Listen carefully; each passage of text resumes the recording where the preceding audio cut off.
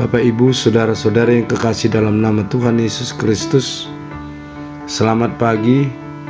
Marilah kita memulai aktivitas kita pada hari ini dengan mendengar firman Tuhan. Kita berdoa. Tuhan Allah Bapa yang Maha Pengasih dan Maha Penyayang, kami mengucap puji dan syukur kehadirat-Mu Tuhan, karena kasih setia-Mu yang senantiasa menyertai kami dari hari-hari yang lalu hingga pagi hari yang cerah ini. Kami akan mendengar firman-Mu yang menjadi pelita bagi kami untuk menjalani kehidupan kami sehari-hari. Terangilah hati kami Tuhan, dan terimalah doa kami ini di dalam pengasihan-Mu, di dalam Kristus Yesus, Tuhan dan Juru Selamat kami. Amin.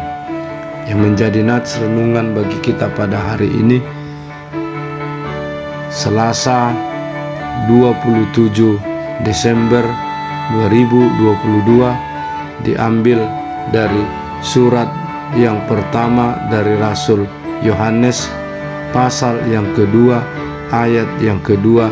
Demikianlah bunyinya. Dan ia adalah pendamaian untuk segala dosa kita, dan bukan untuk dosa kita saja, tetapi juga untuk dosa seluruh dunia. Akibat daripada pelanggaran manusia yang pertama, Adam dan Hawa, akan perintah Tuhan, manusia itu jatuh ke dalam dosa. Kejatuhan manusia ke dalam dosa mengakibatkan perseteruan Allah dengan manusia yang telah melanggar perintahnya, sehingga manusia diusir dari Taman Eden dan mengalami banyak penderitaan, mengalami banyak kesusahan akibat dosa yang dilakukan.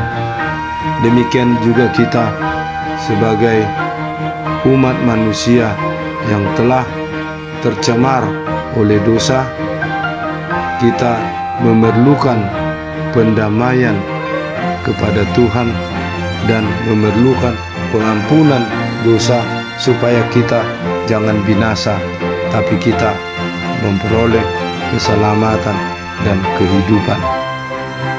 Pendamaian dengan Allah yaitu melalui Yesus Kristus, anaknya yang tunggal, yang telah lahir di Bethlehem, yang telah datang ke dunia ini untuk menyelamatkan umat manusia karena kasih yang daripada Allah. Itulah yang kita dengar dalam liturgi-liturgi Natal dari Yohanes pasal 3 ayat 16. Karena begitu besar kasih Allah akan dunia ini, sehingga dikaruniakan anaknya yang tunggal, supaya setiap orang yang percaya kepadanya tidak binasa, melainkan memperoleh kehidupan yang kekal. Manusia memperoleh pendamaian dengan Allah, manusia memperoleh pengampunan, manusia memperoleh kehidupan yang kekal adalah melalui tubuh dan darah Kristus. Oleh sebab itu, firman ini mau mengajarkan kepada kita agar kita di dalam kasih Tuhan, dan kasih itulah hukum yang terutama, yaitu mengasihi Allah dengan segenap hati, dengan segenap jiwa, dengan segenap kekuatan, dan mengasihi sesama manusia seperti diri sendiri. Itulah sebabnya kita diminta untuk hidup di dalam saling mengasihi, karena orang yang hidup di dalam saling mengasihi adalah hidup di dalam terang. Kalau kita membaca ayat yang ke-10 sampai dengan ayat yang ke-11, dinyatakan bahwa kita menunjukkan penerimaan iman kita kepada Tuhan di dalam kasih-Nya dalam Yesus Kristus.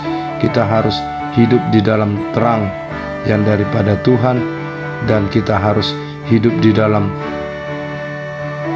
kasih, di mana dikatakan dalam ayat yang ke-10, Barang siapa mengasihi saudaranya, ia tetap berada di dalam terang, dan di dalam dia tidak ada penyesatan. Kasih itulah yang harus kita utamakan di dalam kehidupan kita.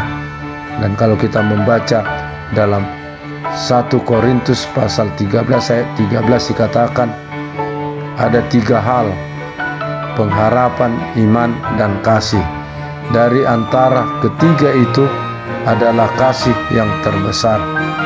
Oleh sebab itu, marilah kita senantiasa menyerahkan diri kita kepada Tuhan di dalam kasih-Nya yang telah memperdamaikan kita di dalam Yesus Kristus, Tuhan dan Juru Selamat kita. Amin. Kita berdoa.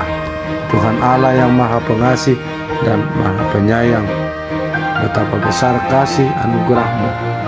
Kau memberikan anak-Mu yang tunggal ke dunia ini dengan kelahirannya di Bethlehem. Engkau memberikan anugerah pengasihan kepada kami umat manusia melalui pengorbanan anak-Mu yang tunggal di kayu salib, memberikan tubuh dan darahnya agar kami memperoleh pengampunan dan kami memperoleh kehidupan yang kekal bersama dengan Engkau di tempat yang Engkau sediakan. Sertailah kami Tuhan senantiasa dengan kuat kuasa Roh-Mu yang kudus, agar kami boleh hidup di dalam saling mengasihi, saling mengampuni, dan berjalan di dalam anugerah pengasihan-Mu. Terimalah Tuhan doa kami ini di dalam pengasihan-Mu. Anugerah Tuhan kita Yesus Kristus, pengasihan Allah Bapa, persekutuan Roh Kudus kiranya senantiasa menyertai kamu sekalian. Amin.